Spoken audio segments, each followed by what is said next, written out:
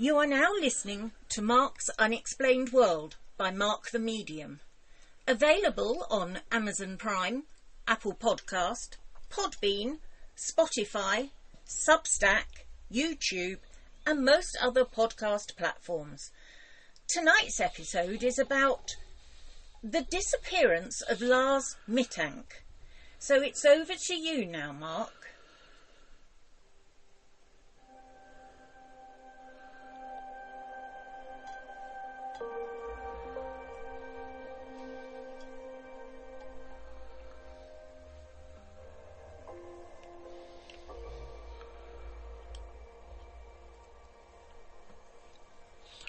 Lars Joachim Mittank is a missing person and German citizen who was born in Berlin, West Germany on the 9th of February back in 1986 and was just 28 years old at the time of his disappearance.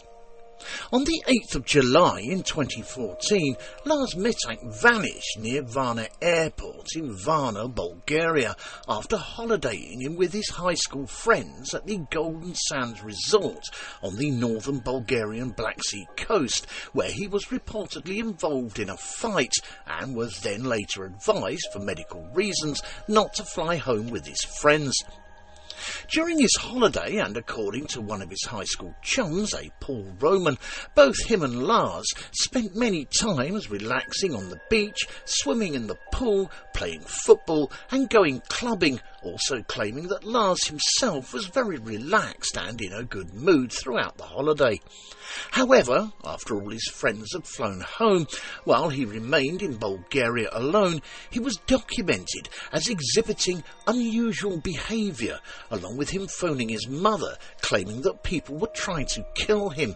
And on the morning that he was finally due to return home after he had visited the doctor at Varna Airport, he was seen on security camera footage abruptly fleeing the terminal and running towards a nearby forest, following which he has never been seen since. Due to the widespread viewing of the airport footage of him running towards the nearby woods, this has led to him being described as the most famous missing person on YouTube. Greetings, Unexplainers. Thank you for tuning in once again and listening to this missing person episode of Mark's Unexplained World. My name is Mark Hughes. I am a medium, a ufologist, a true crime buff, a man with a very dark and disturbed sense of humour who didn't choose this life, as it appears that an algorithm chose it for me. But to give you a better idea of who I am and what I do, every week, usually on a Friday night, though occasionally over the weekend, allowing for bank holidays and busy weeks, I do a podcast on the many wide and various subjects that fall under the Unexplained banner. These subjects include ufology, hauntings, disasters and all sorts of other paranormal phenomena, including true crime, unsolved crime, serial killers, the darker side of some past celebrities and the occasional missing person that often goes unnoticed. So if you are listening to this show on YouTube, please give us a review or an opinion of the episode subject that I can reply to, a thumbs up, subscribe to my channel and hit that notification bell. Or if you are listening on any of the other podcast platforms, again, please give us a like and a follow. And if you get a few minutes, perhaps you might like to check out my social media groups and pages, including Facebook, Instagram and TikTok, which are filled daily with all things unexplained and crime. I'll put the links to some of my socials in the description. In this episode, I'm going to tell you about the misadventurous story surrounding the disappearance of Lars Mittank. And this week's necessary disclaimer: this story is a tale that involves missing people, mainly of a young man, so it may prove upsetting to some. You listen at your own discretion. Also, although all the opinions and comments of this show are strictly my own, the facts of the case still remain. I also apologise if I pronounce anything incorrectly. My English, although it is my first and only language, as it transpires, I am currently going through my villain era, but like with boundaries and therapy and stuff. But anyway, let us get back to this story.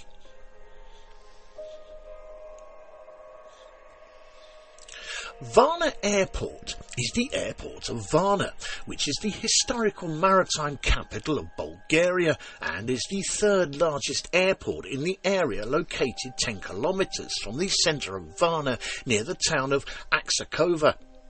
The airport serves Varna, Golden Sands and northeastern Bulgaria, with the busiest season for the airport going from the end of May to the beginning of October every year, which covers most holiday windows for foreigners. It has 3 terminals. Terminal 1, built in 1972, which is now closed. Terminal 3, that opened in the June of 2007, which was used during the summer season. And the new Terminal 2, which was opened in the August of 2013. In 2024, Varna Airport handled 1,556,798,000 passengers, and each year the total has slowly increased. So, having now familiarised ourselves with the airport, we now must ask ourselves the question, who exactly was Lars Mittank? Well, as I mentioned in my introduction for this show, Lars Joachim Mittank is a German citizen who was born in Berlin, West Germany, on the 9th of February in 1986. He grew up in the northern German town of Itzehoe in Schleswig-Holstein and lived there for his entire life. And according to the Mail magazine, he had friends, a girlfriend, visited his parents frequently and worked at a local power plant. He also had a close relationship with his mother, Sandra Mittank, who raised him, and after his father suffered a stroke, he would often help his parents occasionally, as his mother...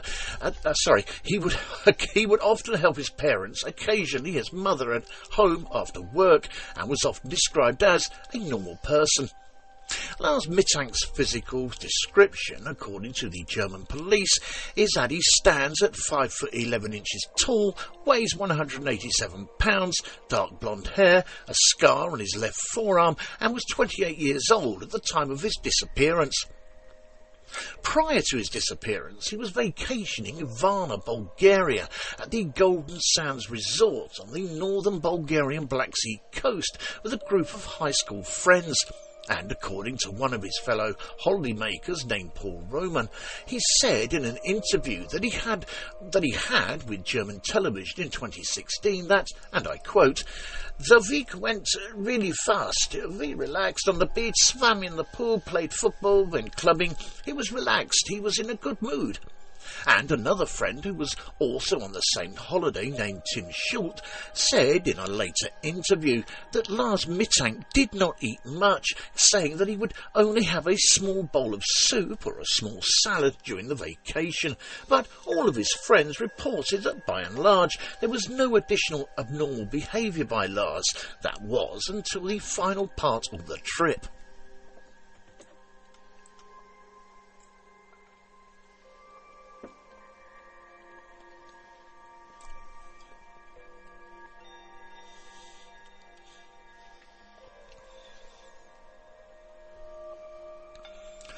On the 6th of July in 2014, the day before the high school friends were supposed to leave Bulgaria to return home, Lars Mittank and his companions were at a bar in town when Lars got into a disagreement and alleged fight with some other German nationals over, of all things, football. As Lars was a fan of the football club called SV Werder Bremen, and the other German nationals were fans of FC Bayern Munich. It was at this point that Lars and his friends parted outside the restaurant after leaving the bar, with Mittank's friends all returning back to the hotel room.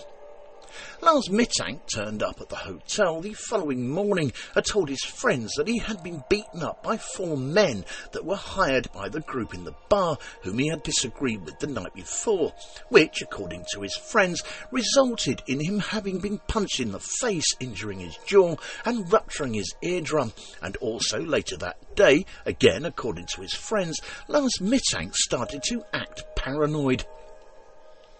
I think I ought to point out here that there are some websites that claim his paranoia started after his friends left for their flight home, and some say that it happened before his friends left for their flight home, with some others saying that it happened both times, but I'll put the details in here as it doesn't really disrupt with the timeline anyway, and let you decide.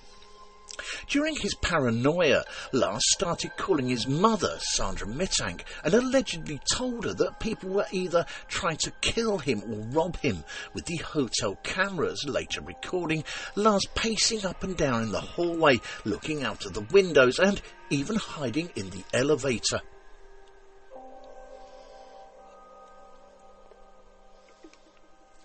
According to the German periodical Mel magazine, Sandra Mittank later told a German television show in 2016, and I quote, "I thought, God, my son is in danger. I could hear his heart pounding over the phone. He said people were trying to rob him or kill him." As a result of his injuries, Lars Mittank then went to see a doctor who, after prescribing him the antibiotic Zefrazil, 500 milligrams for his wounds, advised him not to fly. His friends wanted to stay with him in Bulgaria until he was fit to fly again, but he insisted that he would be fine on his own, and told them to fly the original travel plan and fly home to Germany on the 7th of July, which they did. Meanwhile, Lars himself checked out of the Golden Sands resort where the vacationers were originally staying and checked into the airport's nearby hotel named the Varna. After this first short break, in part 2, we will look at the German procedure for tracking missing people and the day that Lars Mittank went missing. Ghost Planet Network, broadcasting from the other side. Ready to tune in to terror? The Ghost Planet Network is your new home for original paranormal content, streaming straight from beyond the veil. We've got it all: spine-tingling stories, chilling documentaries, and real paranormal investigations from the world's most haunted hotspots. Perfect for believers, skeptics, and anyone who loves a good scare. Join the paranormal TV revolution. Get unlimited access for just £12 per year. Tune in now. Email us at neil.hapra@gmail.com to sign up. That is neil.haprc@gmail.com.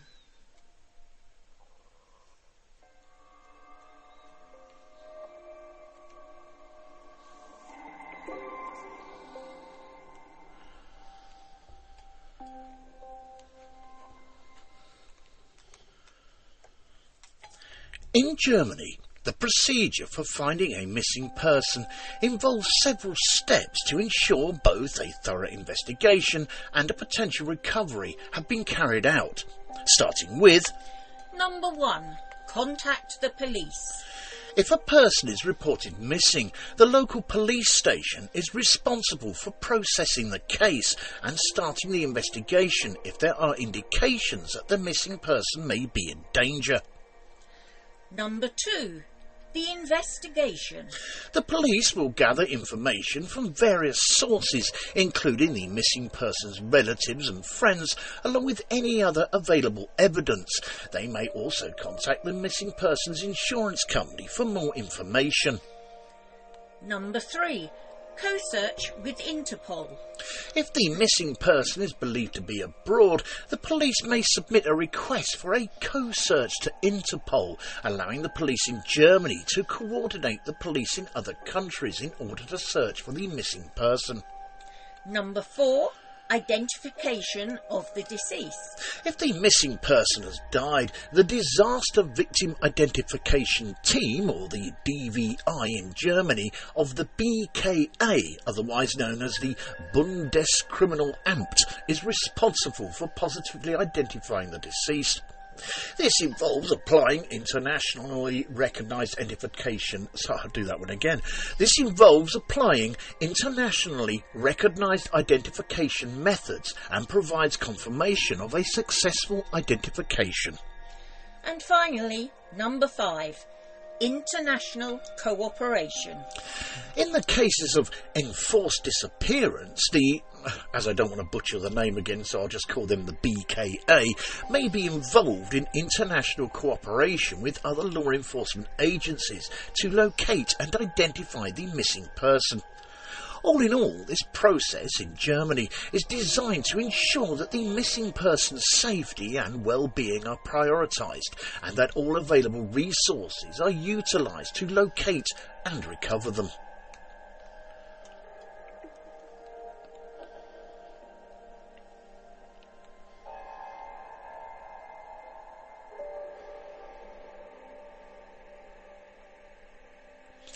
Lars Mittank, once his friends had left, checked into the Hotel Colour Varna for one night, mainly because it was cheap and closer to the airport.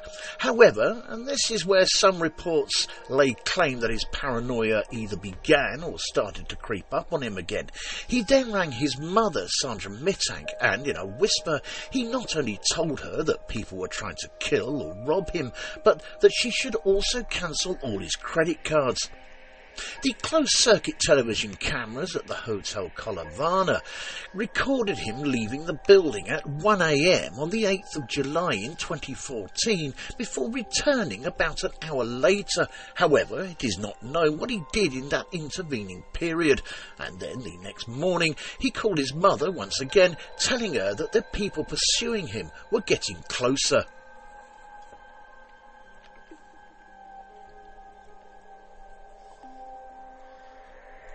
Lars Mittank was last seen at Varna Airport on the 8th of July in 2014, the day that he was hoping to fly home to Germany, wearing a yellow shirt with jean shorts while carrying his suitcase. Once there, he firstly texted his mother to say that he had arrived safely at the airport, and secondly, he went to consult with the airport doctor regarding his injuries, a Dr. Kostov. Dr. Kostov later described Lars Mittank's behaviour as, and I quote, nervous and erratic. But despite this, Kostov did inform Lars that not only was he fine, but that he could also return home to Germany.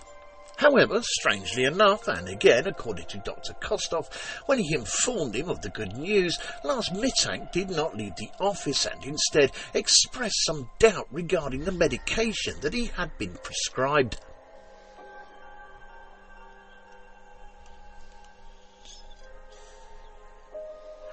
During the consultation session between Lars and Dr. Kostov, a construction worker suddenly entered the office because privileged information between the doctor and his client isn't so privileged at airports, apparently.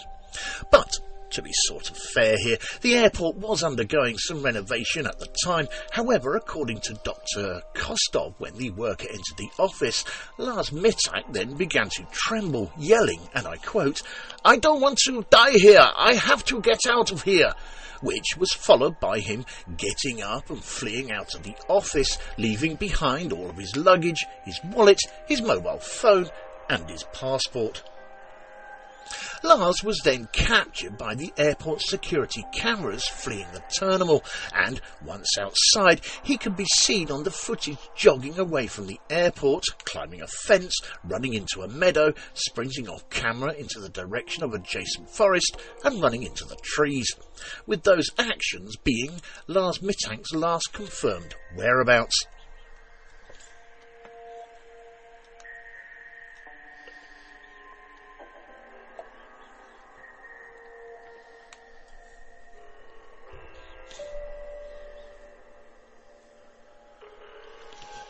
There is no definitive agreement among experts and his family members as to the causes of Lars Mittank's unusual behaviour during the last couple of days before his disappearance, and to what extent his paranoia was rooted in reality. Sandra Mittank, Lars Mittank's mother, alongside Bulgarian and German doctors, have suspected that Lars's unusual behaviour was the result of a rare side effect from the Zeprazil, which was the antibiotic that he was prescribed with at the time. On an interesting side note here, Zeprazil is an antibiotic belonging to the cephalosporin family, I think I've got that right, that is used to treat various bacterial infections such as those affecting the throat, ears and respiratory tract. It works by killing bacteria or preventing its growth and is available in both tablet and liquid suspension forms. Common side effects may include diarrhea, nausea and stomach pain, while serious side effects have been known to induce psychotic side effects which include hallucinations and paranoia, but these are less common. Despite all this speculations as to his behaviour, and according to Dr. Costa-Kostov, Lars Mittank had not been taking his medication, saying that, and I quote, "He didn't take those antibiotics, he didn't even fill out his prescription," adding that, and again I quote, "So his behaviour couldn't have been a result of that. I can't think of a single reason why he left my office in such a panic. I am still confused." Another cause that experts feel that may have been a possible contribution to Mittank's conduct over the last couple of days before he disappeared is that of an undiagnosed mental breakdown. However, according to Lars's mother, she said that her son had no history of mental illness.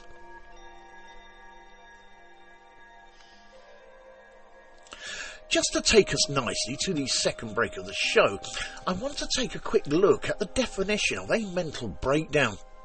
Well, according to various well-being sites, a mental breakdown, which is also often referred to as a nervous breakdown, is a period of intense mental or emotional distress that significantly impairs a person's ability to function in daily life, with the name of mental breakdown itself not being a formal medical diagnosis, but rather a term used to describe a state of overwhelming stress and emotional turmoil.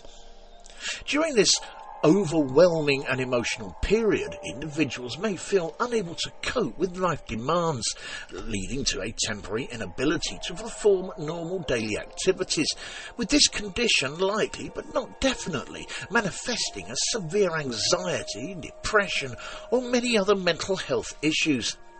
The symptoms of a mental breakdown can widely vary, but often include emotional distress, meaning feelings of hopelessness, anxiety or despair, physical symptoms, which include fatigue, insomnia or changes in appetite, cognitive impairment, meaning difficulty concentrating, making decisions or remembering things, and behavioural changes, which means that you may withdraw from social interactions, have increased irritability or changes in your routine. There are, of course, several factors that can contribute to a mental breakdown, which include chronic stress, which is a prolonged exposure to stressful situations such as work pressures, relationship issues, or financial problems. Traumatic events such as experiencing significant life changes or traumatic events that can trigger a breakdown. And underlying mental health conditions, meaning conditions like anxiety disorders or depression that can increase vulnerability to a breakdown. Recognising the signs of a mental breakdown or a nervous breakdown even, and taking proactive steps can help prevent further deterioration of mental health and promote recovery, so it is important to prioritise self-care and reach out for support when it's needed.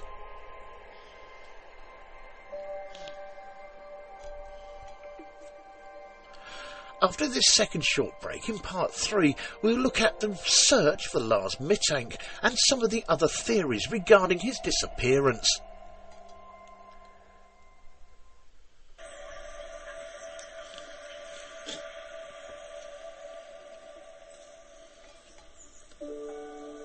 Fright Nights was established in 1999 as the first company in the world to offer overnight ghost hunt experiences to the general public, pioneering paranormal events since the last century. Fright Nights operate at hundreds of the UK's most haunted and exclusive venues. All events have their own team of experienced paranormal investigators, mediums and psychics. They have a VIP members club for regular returning guests, offering loyalty discounts and exclusive invitation-only events. They can also host private events for your family and friends. You can contact them on 07 852 998 628 or email them at office@frightnights.co.uk, or take a look at their website at www.frightnights.co.uk, where you can see the many locations they investigate and learn about them and the opportunities they have available. Hundreds of ghost hunters join Fright Nights every month for the most thrilling ghost hunting experiences they'll never forget. If you haven't been on a ghost hunt before, then why not join them to see what it's all about? Why not visit their social media sites for up-to-date information on all the places they visit and to see what's coming up in the future? They look forward to seeing you all soon. Fright Nights Ghost Hunting Events. Remember, only the original will do.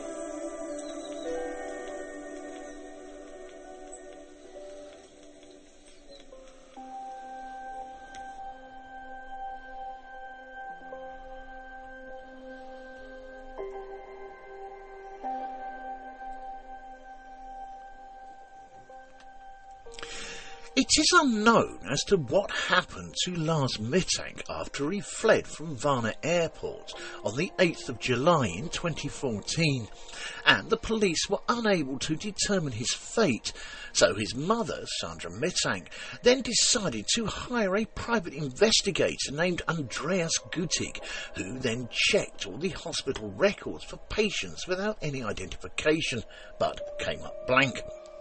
According to Sandra Mittank, her son has experience in hunting, fishing and trapping, but there is some scepticism as to whether he would have been able to survive for long periods of time outdoors due to both the intense heat in the summers and the lack of food. However, his mother has expressed her belief that her son is still alive somewhere, possibly having lost his memory.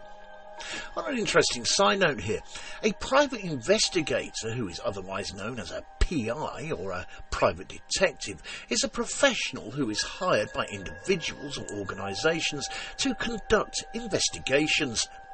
Their primary role is to collect information and evidence related to legal, personal or corporate matters, operating independently from law enforcement, and may handle cases involving surveillance, documentation, research or interviews to provide evidence in civil or criminal investigations. Private investigators can work on a variety of cases, including infidelity investigations, background checks, and cases of fraud.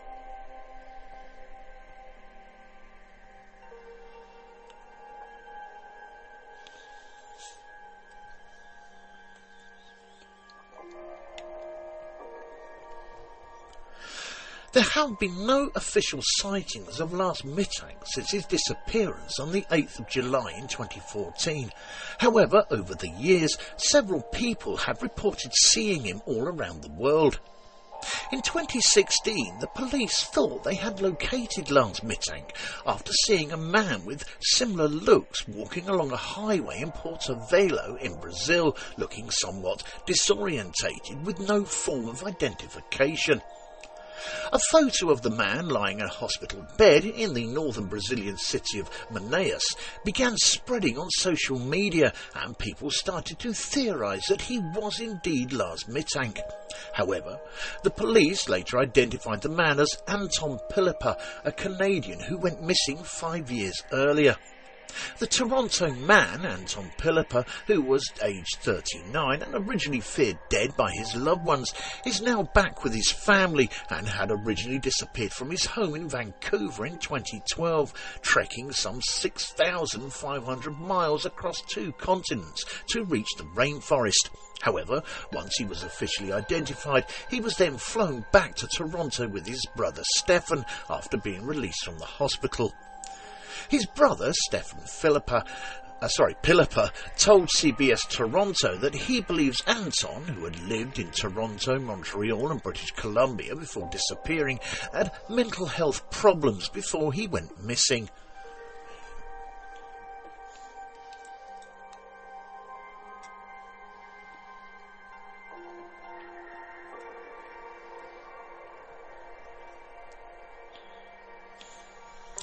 There have been multiple reported sightings of Lars Mittank in several other countries around Europe. However, none have ever been confirmed. In 2019, 5 years after Lars Mittank's disappearance, a German truck driver gave a hitchhiker a ride from Dresden to Schildow in Oberhavel, Brandenburg. But it wasn't until after the driver dropped him off that he heard about the Lars Mittank case and realised that the hitchhiker resembled the description of the missing man. However, by the time the truck driver realised and reported the hitchhiker to the authorities were unable to locate the person in question. The German truck driver said that the hitchhiker in question had long hair and a beard, adding that his eyes seemed tired and that his cheekbones were very prominent.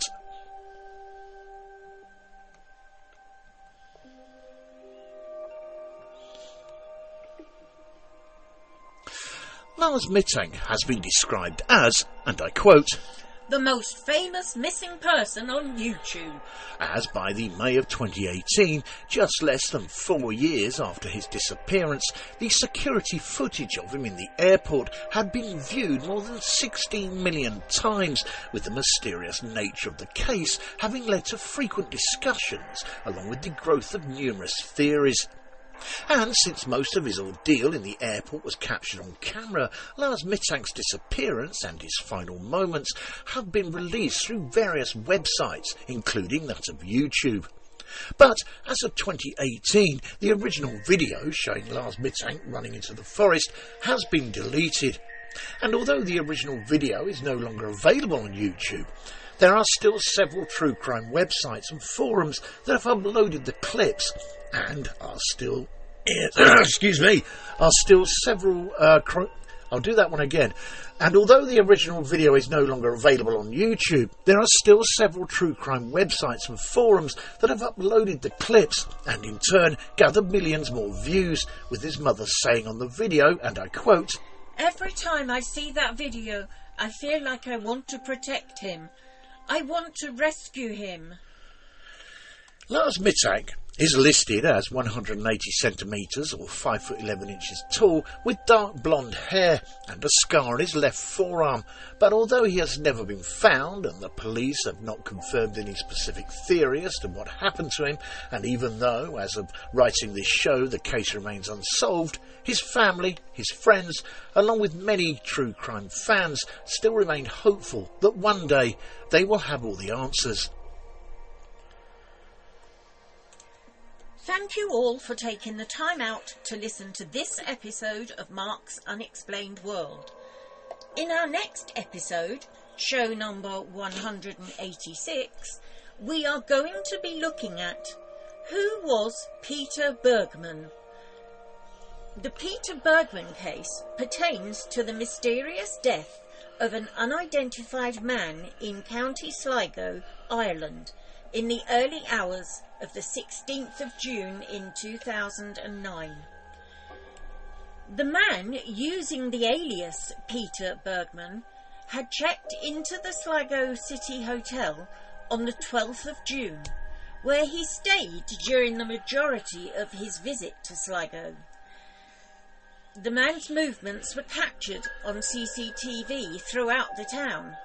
However, the details of his actions and intentions remain unknown, and, still to this day, Little is known of his origins or the reason for his visit. This show was written and researched by myself, Mark Hughes, and proofread and edited by Linda Hughes. The pronunciations of all the names, of course, was me. The voices in this episode were Mark Hughes, Linda Hughes and Denise Poolar, with special thanks to Neil Packer and the staff at Ghost Planet Network and the Haunted Antiques Paranormal Research Centre in Hinckley. And of course a big thank you to everyone for listening. We never run out of ideas here at the office for Mark's Unexplained World podcast. Excuse me. But if you know of any other intriguing stories under the Unexplained banner, including ufology, hauntings, disasters and any other sort of paranormal phenomena, as well as true crime, unsolved crime and missing people, just drop me a direct message and I'll see what I can do. We'll also include the name of the person who suggested the idea in the end credits of the podcast, if they're happy for me to do so, of course. And again, just to add, if you are listening to this show on YouTube, please give us a review and a thumbs up and subscribe to my channel. And if you are listening on any other podcast platforms, again, give us a like and a follow. I thank you in advance. Mark's Unexplained World, because there's more to the paranormal than meets the third eye. And remember guys, keep it real, because being real is better than being perfect. No AI was used or harmed in the making of this or any other episode of Mark's Unexplained World. This show and all its contents are covered by the basic copyright of Mark the Medium.